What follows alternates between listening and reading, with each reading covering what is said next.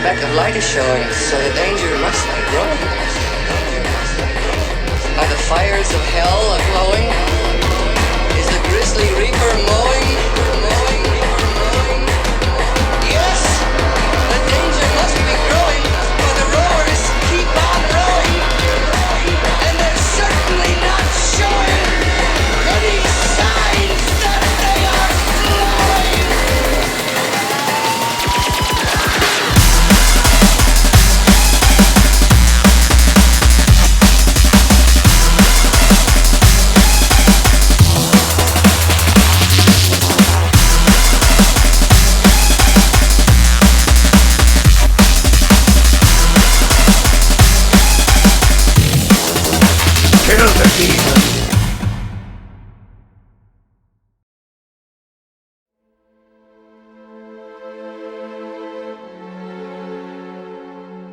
I love and hate this game for various reasons. I love it for the simple fact that it's another Halo game.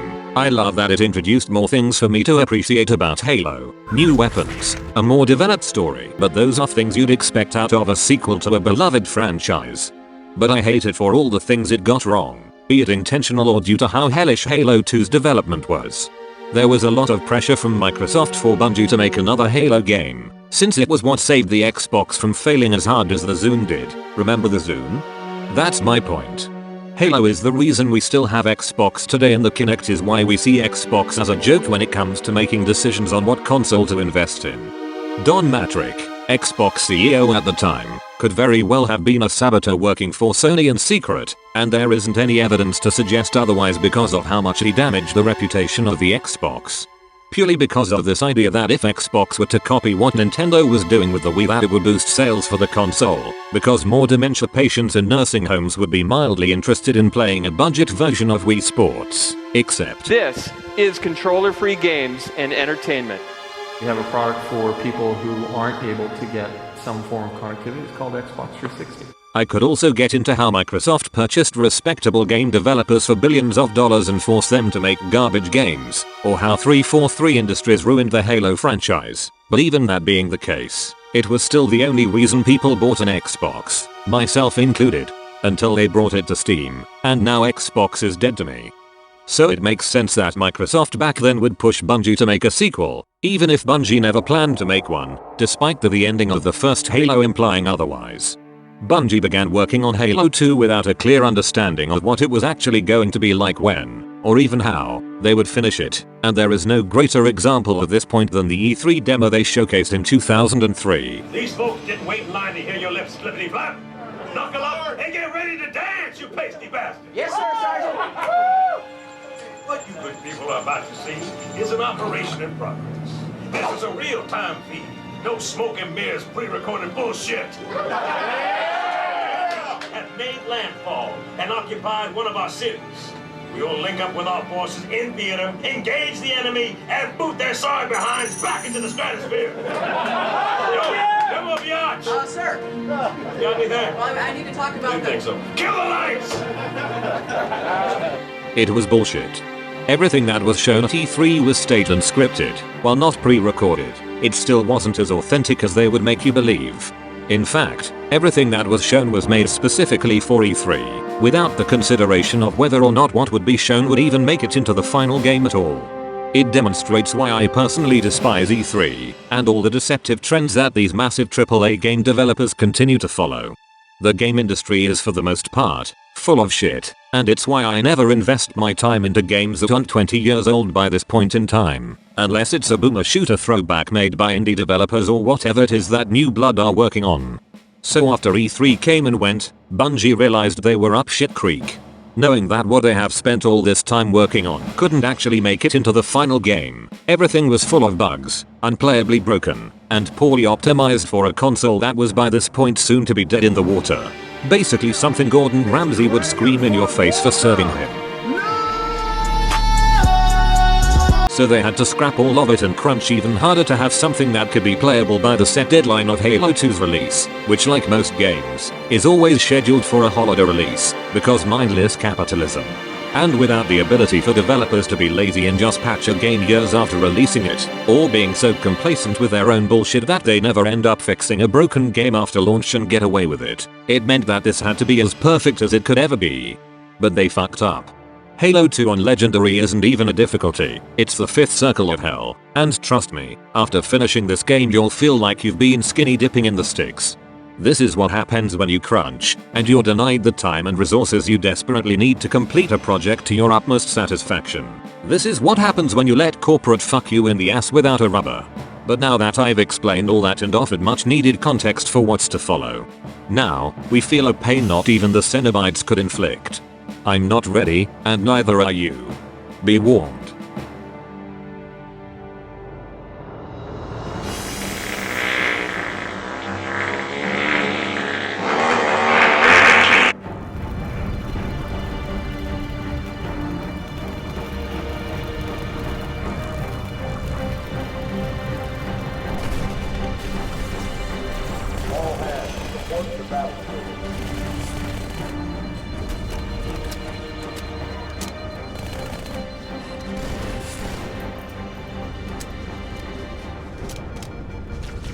Not a drill. I repeat, this is not a drill. Steel pressure doors. I'm hurt!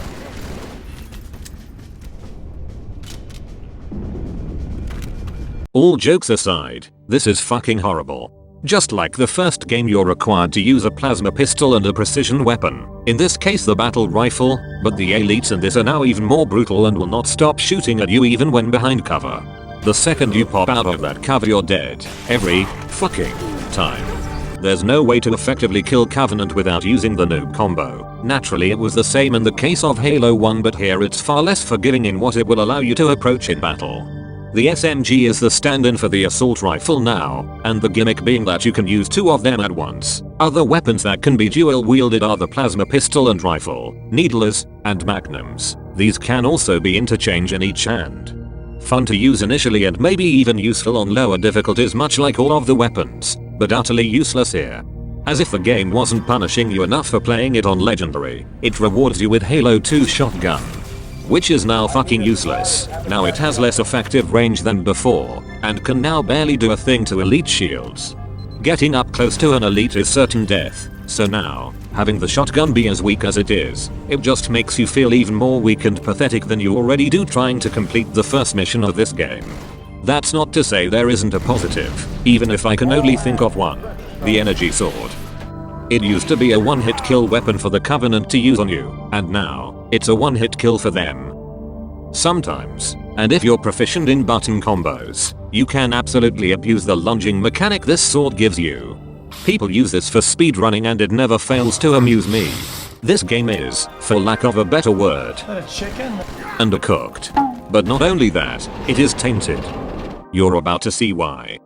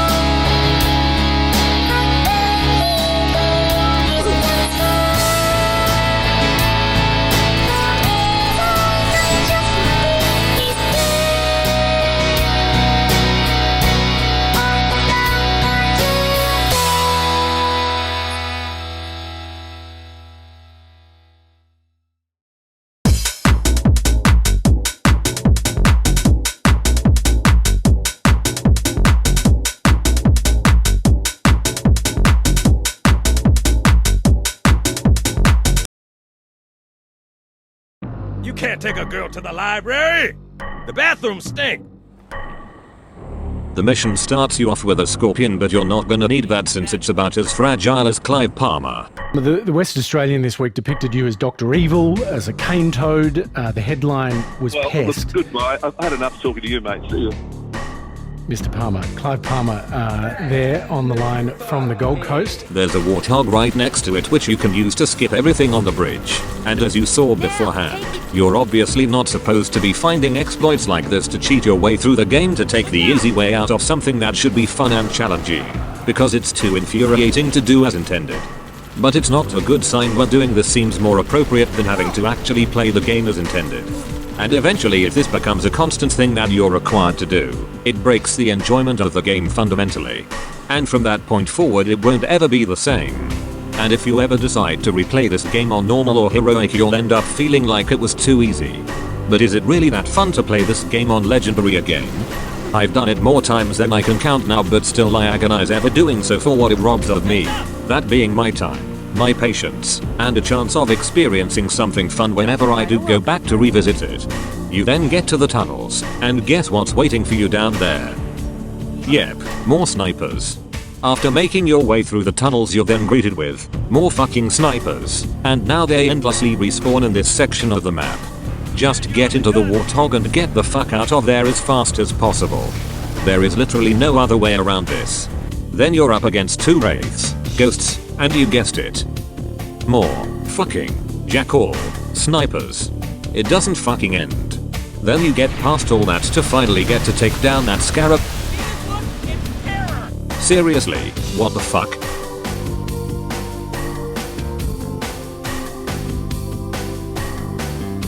I'm done with this shit already.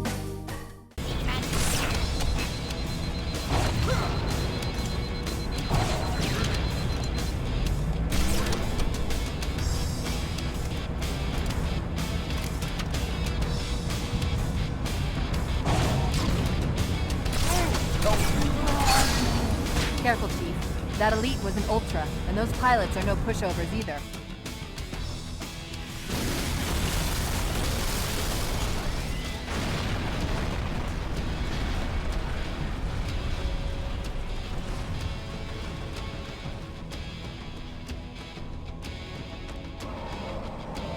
That's right, you mothers! Run! Not if we can help it, Sergeant. Extract the Chief and return to an amberclad. Roger that. Status. Sir, the Prophet is bugging out. Request permission to engage. Negative, Commander.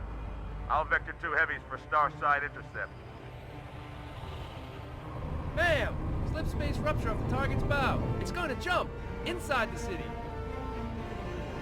There's no time, sir. Green light. Green light to engage. Hunch it. Get us close. Ma'am, without a destination solution. We are not losing that ship.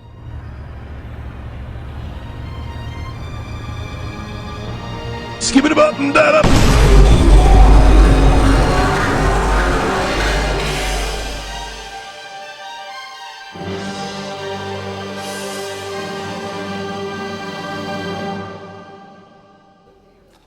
All right, who's not dead? Sound off.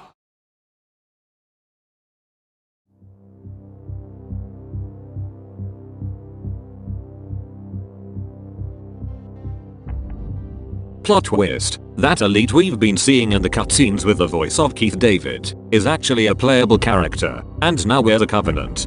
Don't let me have to open a can of whoop-ass on you here. I sure hope that my shields are as strong as the other elites. No. But you do get to have active camouflage, which lasts for an astounding couple of seconds. It's not like this on the other difficulties, but Bungie couldn't help themselves. I feel like maybe they're deliberately trying to make me suffer for what they had to go through to make this game. It's just mean. It's a short mission though, and the addition of active camouflage does help you out tremendously, even if it lasts a couple of seconds, or that it takes forever to recharge. But it means you can skip past certain areas, as well as give them the thief's blackjack treatment. There's also no sniper jackals in this mission. However, all the heretic grunts use needlers and fuel rod cannons, which can fuck right off. And the heretic elites have either carbines, sentinel beams, or energy swords. 2 of them being hitscan weapons and 1 being an instant kill. But this is nothing like getting hit by a beam rifle from across the fucking planet. You hop into a Banshee to find the heretic leader, but there's no point in flying around wasting time hunting him down around the facility when you can just fly straight to where he left his Banshee and be done with it.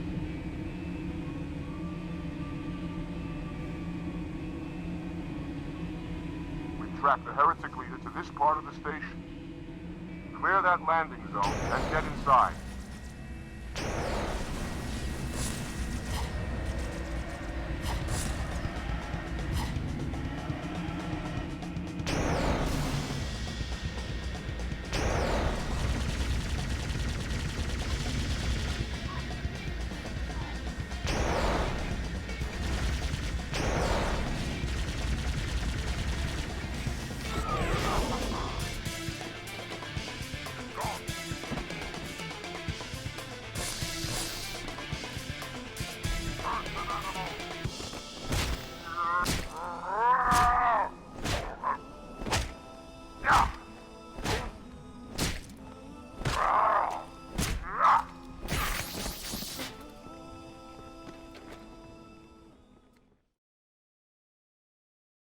That stench, I've smelled it before.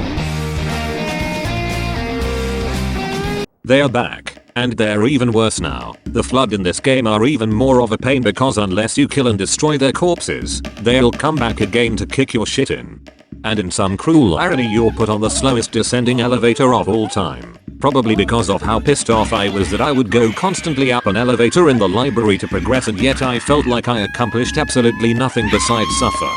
But after all that, you catch up to the heretic leader, and in another smart and brilliant move you decide to cut the cable holding the facility in place to turn off the energy barrier that was locking the door when all you had to do was just fly to the other side of the facility and find him there. But whatever, needed an excuse for a cool moment like this.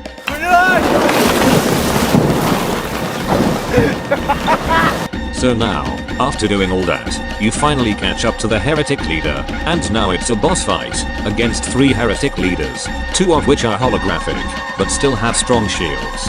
And the real one has a lot of health, so much so that you can't just kill him with a single swipe of an energy sword. You'll need to do that a couple of times.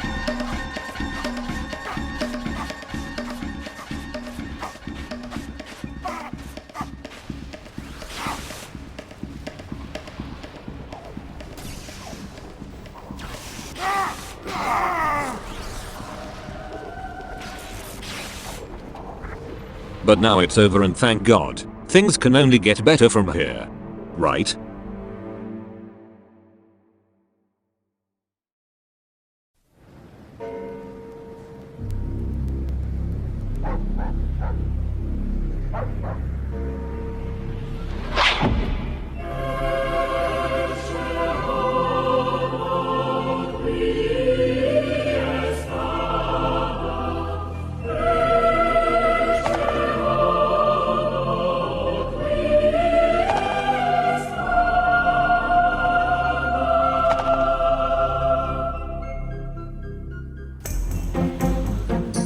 Predictable, but hey, we're given a rocket launcher right out of the gate and we get to drive the Scorpion more than once in the game. That's an improvement. If only the Scorpion wasn't as weak as White Claw Seltzer.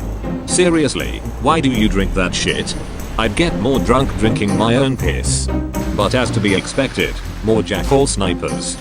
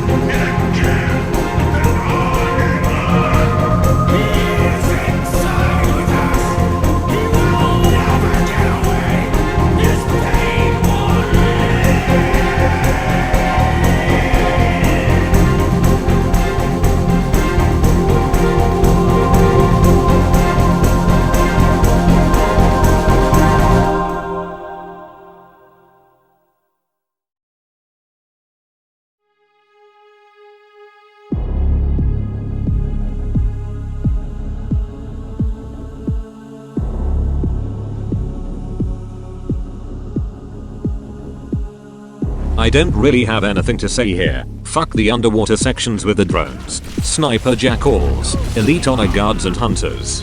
Those can all fuck right off.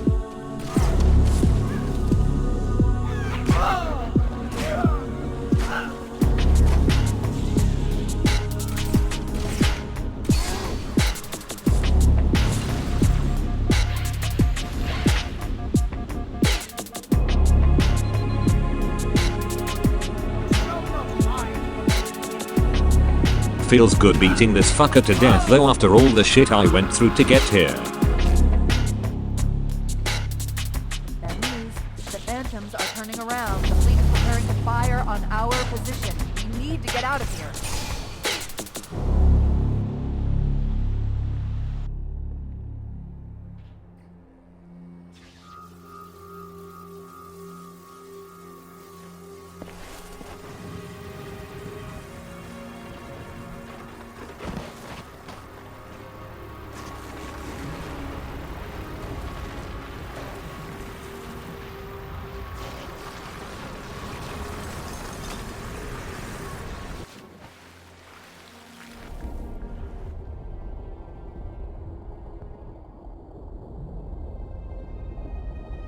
This is not your grave, but you are welcome in it.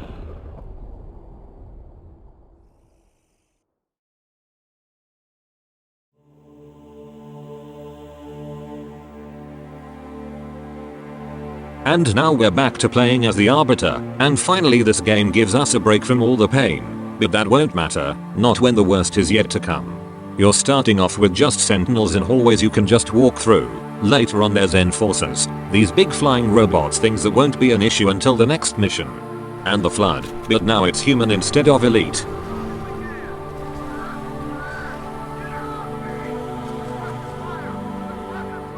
For some reason they're a lot faster than the elites, but they have the added bonus of not having energy shields. Oh yeah, the elite Flood forms have energy shields, because fuck you. And they still have rocket launchers, but in an act of mercy they aren't as trigger happy as they were in Halo 1. Which is very odd given how unrelenting this game has been. But I'll take it. And to think, these things pale in comparison to the horrors of the sniper jackals. I need to stop talking about them. I think I made my point already. But overall, this isn't a bad mission. I love the atmosphere and music.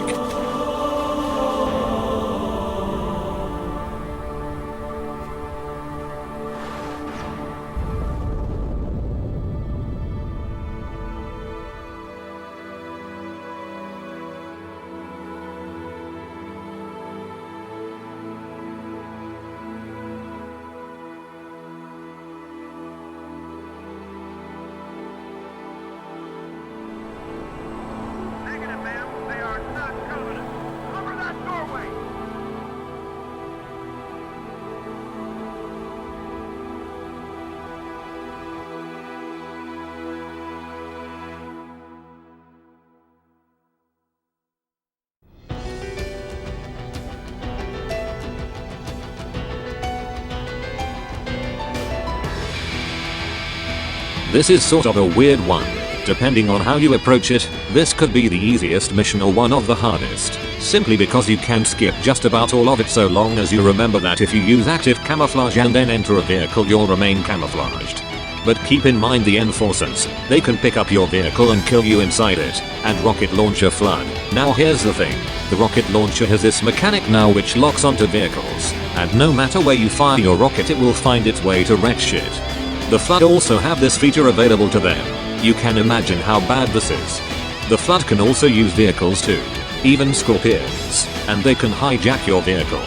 I didn't capture any of this happen because I completed this entire mission without dying or getting fucked over. If I were any better it would probably be a world record speedrun.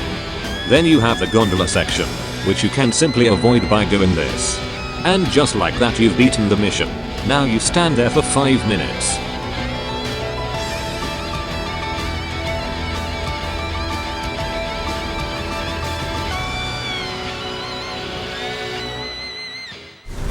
Hurry, Arbiter! Get the icon! Secure is the holy cause, and beheld beheld such a fortress. And on every hand I saw a great plain of woe and cruel torment. Bitter tombs were scattered with flame, made to glow all over, hotter than iron need be for any craft. And such dire laments issued forth as come only from those who are truly wretched, suffering, and forever lost.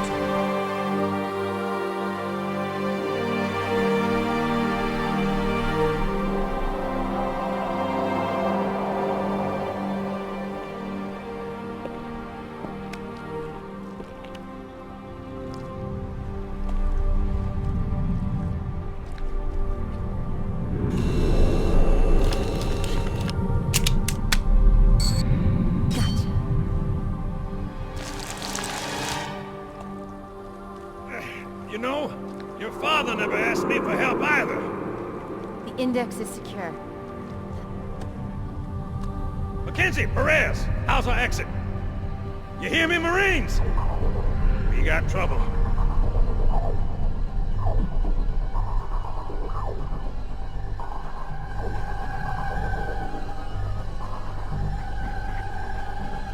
Come on, motherfuckers. How you doing? Let that little mystery keep you up at night. Sergeant, stay down! What the hell are you on? Johnson, you all right? Johnson! This is a little bell I ring when someone's being a total ass.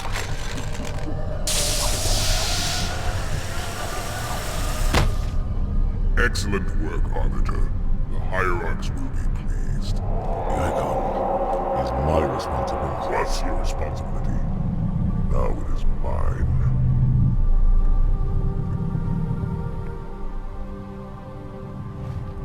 A bloody fate awaits you and the rest of your incompetent race. And I, Tartarus, chieftain of the brutes, will send you to it. And the prophets learn of this. They will take your head when they learn. Fool. They ordered me to do it.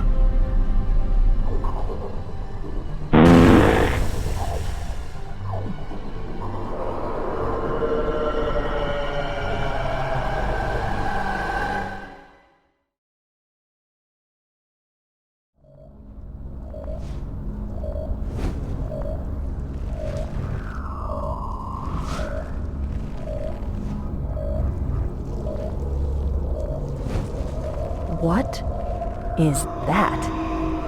I am a monument to all your sins. Get me out of here. Cut me loose. Cut me the hell. Come on, get me out of here. Come on, get me out of here. Cut me loose, damn it. Relax. I'd rather not piss this thing off. Demon. This one is machine and nerve, and has its mind concluded. This one is but flesh and faith, and is the more deluded. Kill me or release me, parasite. But do not waste my time with talk. There is much talk, and I have listened. Through rock and metal and time. Now I shall talk, and you shall listen. Greetings. I am 2401, Penitent Tangent. I am the monitor of Installation 05. And I am the Prophet of Regret, Counselor Most High, Hierarch of the Covenant. A reclaimer? Here? At last. We have much to do. This facility must be activated if we are to control this outbreak. Stay where you are. Nothing can be done until my sermon is complete. Not true. This installation has a successful utilization record of 1.2 trillion simulated and 1 actual. It is ready to fire on demand. Of all the objects our lords left behind, there are none so worthless as these oracles. They know nothing of the great journey! And you know nothing about containment. You have demonstrated complete disregard for even the most basic protocols. This one's containment. And this one's great journey are the same. Your prophets have promised you freedom from a doomed existence, but you will find no salvation on this ring. Those who built this place knew what they wrought. Do not mistake their intent, or all will perish as they did before. This thing is right. Halo is a weapon. Your prophets are making a big mistake. Your ignorance already destroyed one of the sacred rings, demon. It shall not harm another. If you will not hear the truth, then I will show it to you. There is still time to stop the key from turning, but first it must be found. You will search one likely spot, and you will search another. Fate had us meet as foes, but this ring will make us brothers.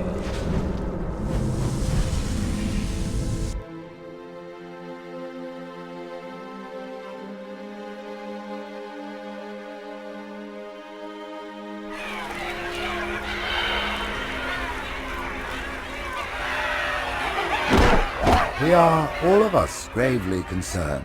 The release of the parasite was unexpected, unfortunate, but there is no need to panic.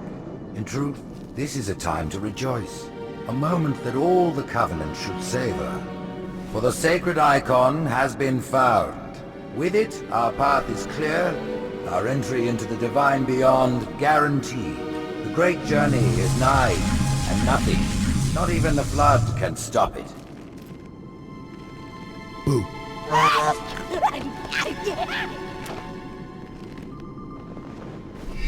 Kill the demon!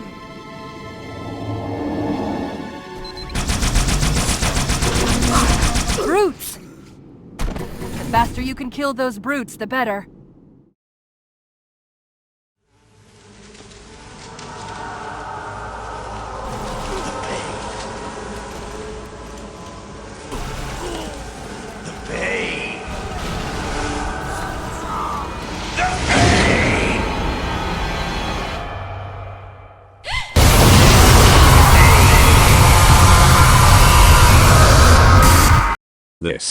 This is how broken legendary difficulty is. The second you start this mission you're dead, and you will keep dying. Again, and again, and again, and again.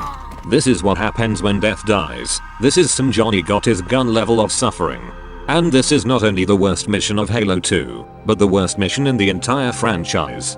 Nothing can top this, nothing can be more difficult. You wanna know how difficult this fucking mission is? I play Dark Souls 1 as a form of meditation and as a lesson in patience, but more importantly, resilience against insurmountable odds. But this is what breaks my will to continue. If that doesn't convince you enough, then you can try playing this for yourself and you will feel every second of it. To add insult to injury, if you die too many times at a certain checkpoint, the game might think you're stuck in a death loop and revert to the previous checkpoint, making you lose all your progress. And the progression from one checkpoint to the next makes Dark Souls bonfires feel like fucking quick saves. That's enough comparisons to Dark Souls. I'm sick of this meme and you are too, but I can't express how horrible this is to play to you well enough without it. This is pain.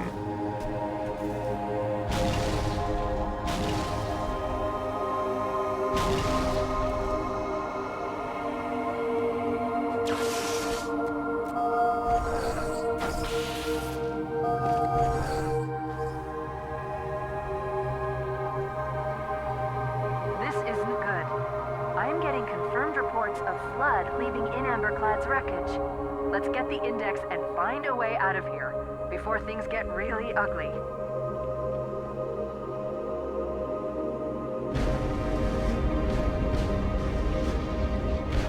Splinter, one in each phantom.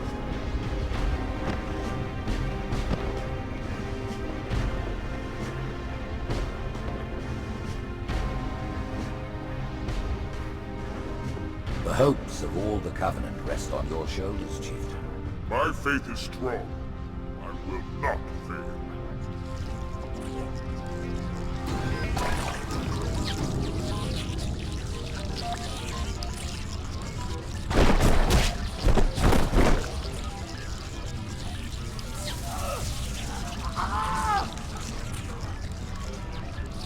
Let him be. The great journey waits for no one, brother. Not even you.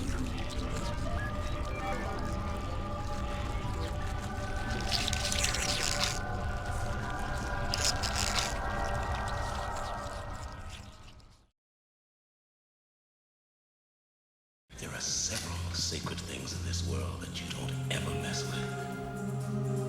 One of them happens to be another man's fries. And you remember that, and you will live a long and healthy life.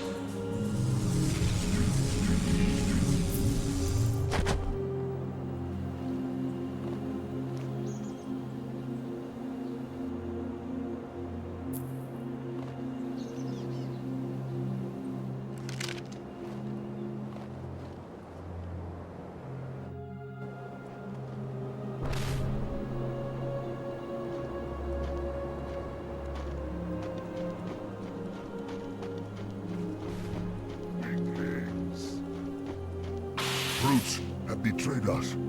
The counselors. After all that, I can't possibly say anything more about what comes after. The beautiful thing about the notion that what you have had to experience in life was the worst you've ever endured serves as a reminder that things can only be better. And if it gets worse, then what you just endured wasn't the worst thing you had to experience in your life. I know I'm just repeating what Lemmy said, but it's a reassuring statement I try to keep in mind as I go through life, and to some insignificant extent, video games, by all means, they are a temporary escape, mindless fun, but sometimes these things can move you in ways nothing else can, and make you ponder in a search of deeper meaning, or inspire creativity.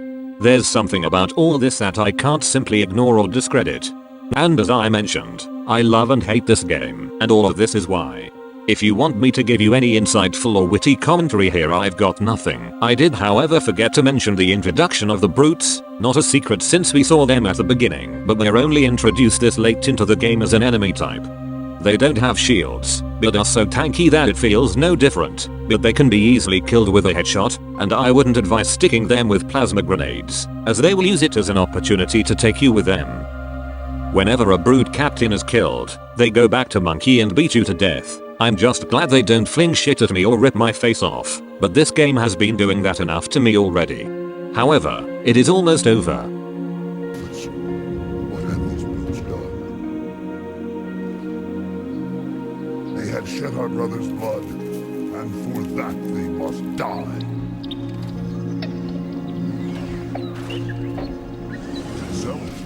So much for a stealthy advance.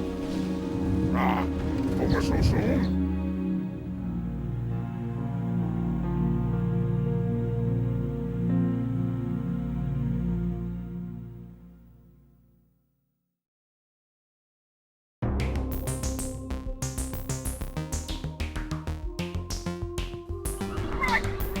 What the heck is that? It's the flood! It's the flood! Mayday! I can't control her! Ah! Pelican down! Pelican down!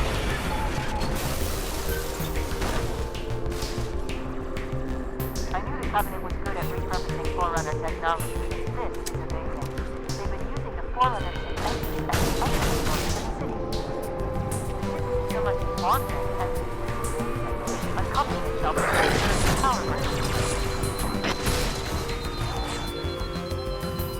Yep, there used to be a Warthog run in this, but it was never included into the final game, but somehow, someone was able to restore it and it's awesome, and most people will probably not even be aware of its existence at all. But knowing that it exists, it makes the chapter title make a lot more sense, as well as why the mission ends so abruptly by you just standing at the edge of the map. Overall, this mission as it is in the final release is flawed and leaves a lot to be desired, even without having known about the existence of the Warthog run, which if included would have made things all the more worth it and make the most sense. This is the Chief's final moment and it was wasted potential. I at the very least liked the idea of the flood quickly transforming High Charity into a fleshy hellscape, but that's all I can say that is a positive. Wait. Back the fuck up. Did I just fucking see that? That's not a beam rifle shot, that's from a sniper rifle. No fucking way. No fucking way did they just give the flood sniper rifles. Oh my god. Holy fucking shit.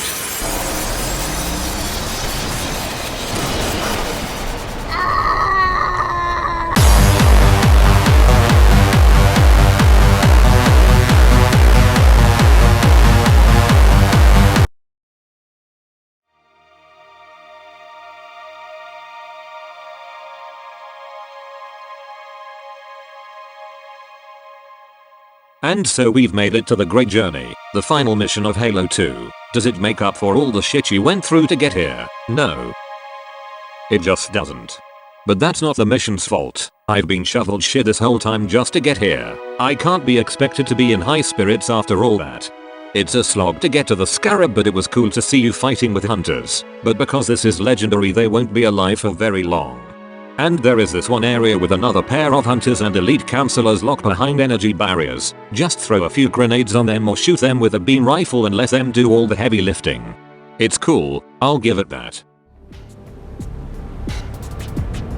Listen, you don't like me and I sure as hell don't like you. I like you. Alright, you like me, but I don't like you. But if we don't do something, Mr. Mohawk's gonna activate this ring. We're all gonna die. I just cannot believe any of this voodoo bullshit. Well, I just happen to have a... Come on, grab a banshee and give me some cover. He's gonna know we're coming. Then you've got an escort section with a scarab, and with this you can use this time to do an exploit with a Spectre for the upcoming boss fight with Tartarus. Which will let you have multiple Johnsons with beam rifles spawn into the arena and kill Tartarus much faster, but I have my own method.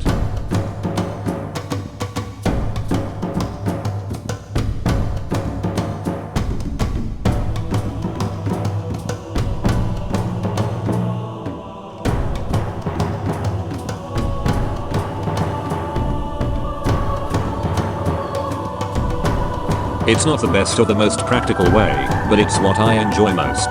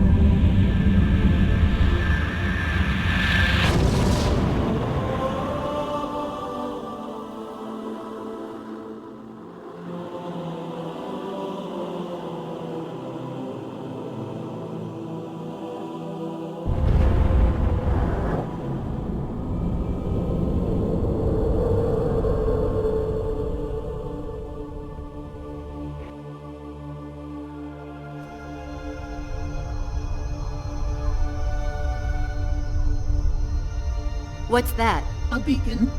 What's it doing? Communicating at superluminal speeds with the frequency of... Communicating with what? The other installations. Show me. Fail-safe protocol. In the event of unexpected shutdown, the entire system will move to standby status. All remaining platforms are now ready for remote activation. Remote activation? From here? Don't be ridiculous. Listen, Tinkerbell, don't make me... Then where? Where would someone go to activate the other rings? Why the Ark, of course. And where, Oracle, is that?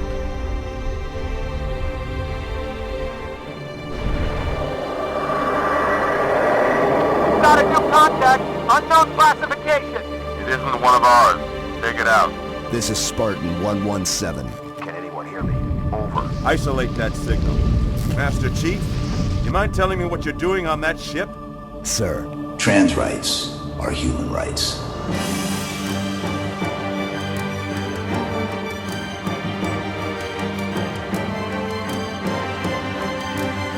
Master Chief, out.